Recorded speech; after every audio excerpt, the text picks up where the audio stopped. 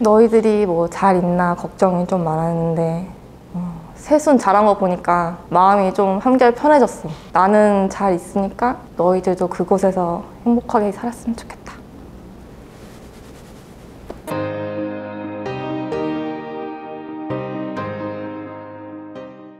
본인이랑 반려견의 간단한 소개 좀 부탁드릴게요. 반려견 이별을 주제로 인터뷰하게 된 아롱이 다롱이 보호자입니다.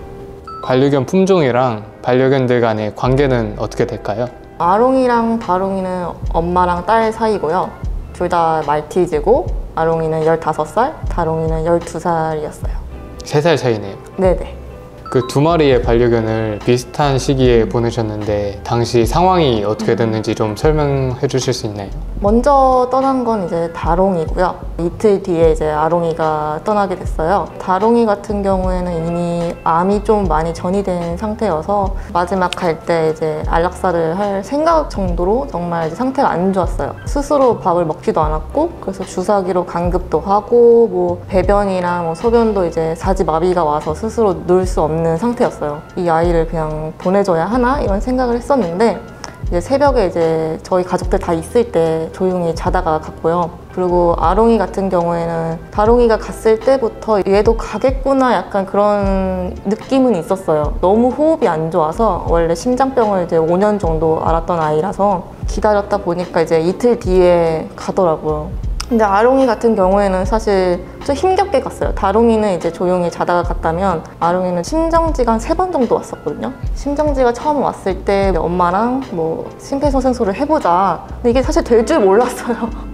근데 심폐소생술을 하니까 얘가 살아나더라고요. 그때 근데 이제 바로 후회했어요. 사람이나 강아지나 숨이 멎었다가 돌아오면 되게 고통스럽거든요. 근데 저는 이제 그걸 생각을 못 했는데 이제 숨이 다시 돌아왔을 때 애가 너무 힘들어하는 거예요. 다음에 만약에 애가 가게 되면 이제 그만 보내주자 생각을 했었고, 그러고서 두 번째 심정지가 왔을 때 이제 정말 간 거야? 했는데 다시 살아나는 거예요, 계속. 그래서 저도 애가 미련이 많구나 이런 생각을 했었어요. 세 번째 심정지가 왔을 때 네, 가게 됐죠. 심폐소생술을 하셨다고 했는데 혹시 뭐 따로 배우신 건가요? 배운 적은 없고 이제 나중에 혹시 모를 상황이 발생할 수 있을 것 같아서 이제 유튜브를 많이 봤었어요. 유튜브에 그렇게 강아지 심폐소생술 하는 법이 사람이랑 다르게 이렇게 나와 있나요?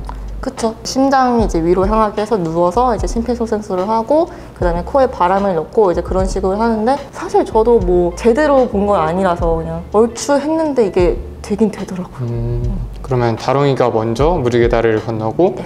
아롱이가 며칠 뒤에 건넌 거죠? 이틀 뒤에 갔어요. 이틀 차이로 이렇게 둘 다 네. 무지개 다리를 건넜네요. 네네.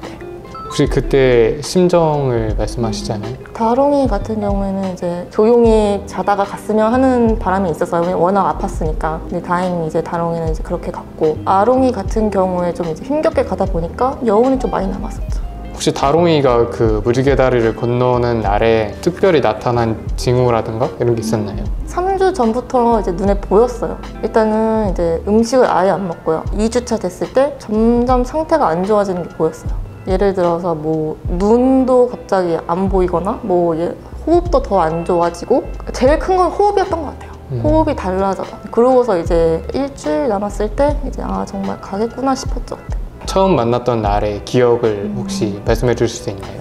아롱이는 2010년도에 이제 처음 만나게 됐고요. 큰엄마네 강아지가 새끼를 낳은 아이였어요. 한번 파양을 당했거든요. 그래서 이제 저희가 이제 추석 때 시골에 내려갔을 때 아롱이를 보고 데려가야겠다. 그때 처음 만나게 됐고요. 그리고 다롱이는 이제 아롱이가 가정 출산으로 낳은 아이예요. 그래서 뭐 아롱이가 3마리를 낳았어요. 그 중에 이제 막내 3번째 강아지가 이제 다롱이인 거죠. 혹시 그 첫 번째, 두 번째 아이는 어디 갔나요? 저 아버지 지인분들한테 다 입양 갔었어요. 그러면 그 3마리를 다 보신 거잖아요. 그쵸. 왜 특별히 다롱이를 골랐던 이유가 있을까요? 일단 암컷이라서 고른 게 있었어요. 왜냐면 이제 2마리 다 수컷이었고 네. 같이 살기 뭔가 좀 그럴 것 같아서 그래서 이제 암컷으로 이제 하게 됐죠. 나이가 많은 반려견을 키우면서 가장 힘들었던 점이 뭘까요? 노견을 키우면 제일 힘든 건 아팠을 때인 것 같아요.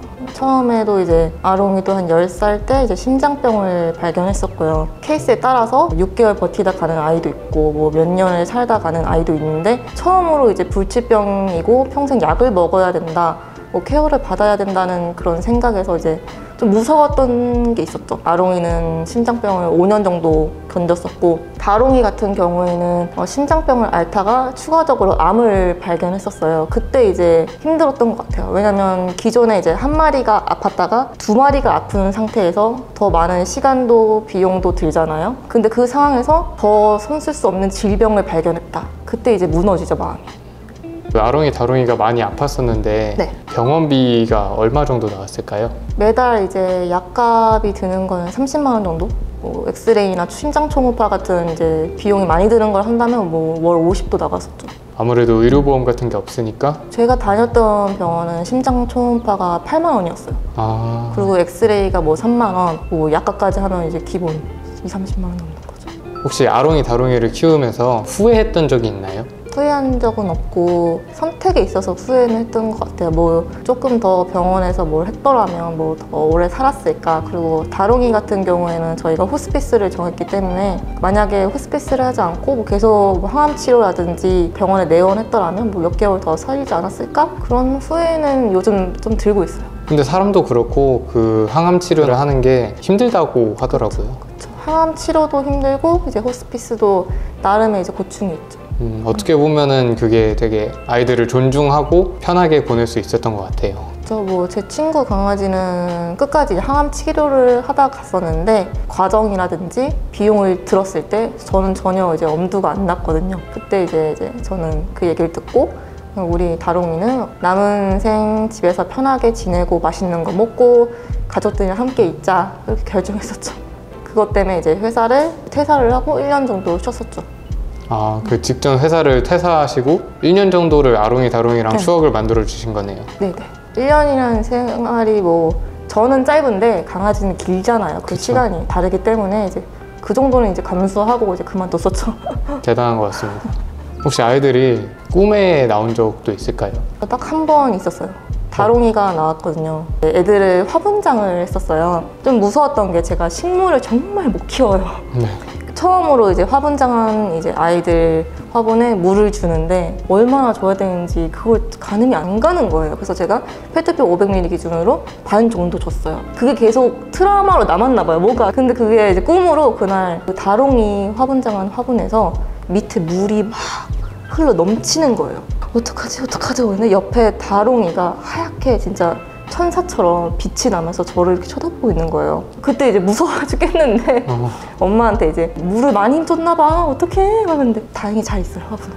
화분장이라는 거를 잘 모르실 것 같은데 화분장이 뭘까요? 유골을 이제 화분에 분갈이하듯이 같이 섞어주는 거예요, 흙에. 네.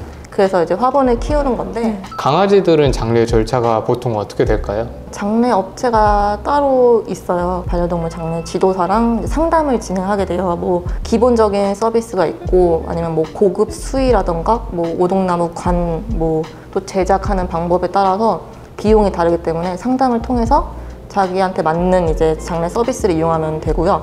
이제 연습을 해요. 피를 흘리거나 깨끗하게 정리할 그런 과정이 필요해서 또 눈도 안 감기는 애들도 있고 혀가 이제 말려 들어가는 아이들도 있어요. 그래서 연습 과정을 갖고 그 다음에 이제 추모실에서 추모를 하는 시간을 가진 다음에 화장을 진행하게 돼요. 그러면은 보통 사람이 그 장례 절차랑 비슷하네요? 그쵸. 아롱이, 다롱이도 화장을 한 다음에 그거를 화분장을 하신 거네요. 그쵸. 화장이 끝나면 그 유골함에 주세요. 근데 네. 유골함에 그대로 담겨 있는 게 아니라 지퍼백 있잖아요. 네. 거기에 담겨져 와요. 아, 그러면 이제 집에 와서 지퍼백을 잘라서 유골함을 이제 화분에 이제 쏟는 거죠. 혹시 강아지 장례 비용은 얼마나 드셨나요? 한 80만 원 정도 들었었어요. 두 마리를 해서. 진짜 한 마리 40만 원이라고 생각하시면 돼요. 아, 저렴한 거는 30만 원 밑에도 있어요. 정말 비싼 건 100만 원도 넘어요. 어떤 화분에 어떤 식물을 심으셨나요? 식물 종류가 몇 가지 있어요. 뭐 몬스테라도 있고 요거 몬스테라잖아요. 벵갈 고무나무, 금전수 그것도 있는데 저는 제 기준에 이뻤던 거는 금전수가 이뻐서 다롱이는 금전수로 하고 아롱이는 몬스테라로 했었어요. 그 식물을 키우셨는데 얼마 전에 새 싹이 나셨다고. 얼마 전에 다롱이가 새순이 3개가 났었는데 오늘 아침에 보니까 하나가 더 났더라고요. 그래서 제가 아침에 엄마랑 무서워 죽겠어. 왜 이렇게 잘 자라냐고. 더 이러다가 다시 큰 화분으로 분갈이를 해야 되는 거 아니냐. 너무 이제 성장을 잘하니까. 실제로 제가 이제 화분을 잘 못 키워서 그 다롱이 금전수를 샀던 이제 화원에서 물어봤어요. 그 아저씨한테 혹시 얘 식물 오래 살아요? 잘 안 죽죠? 물어봤는데 아저씨가 아유 죽으라 해도 안 죽어 이러는 거. 그래서 아 그럼 얘로 주세요. 바로 샀었거든요. 너무 잘 자라. 다롱이가 빨리 언니랑 엄마랑 보고 싶어가지고 그래서 맨날 이제 어디에 새순 자랐나 이렇게 보기도 하고 햇빛 나오면 이제 햇빛 쐬주고 이렇게 하죠. 요즘도 물 주는 게 무섭나요? 얼마 전에 2차로 이제 두 번째 줬는데 무서워요. 여전히 무서워요.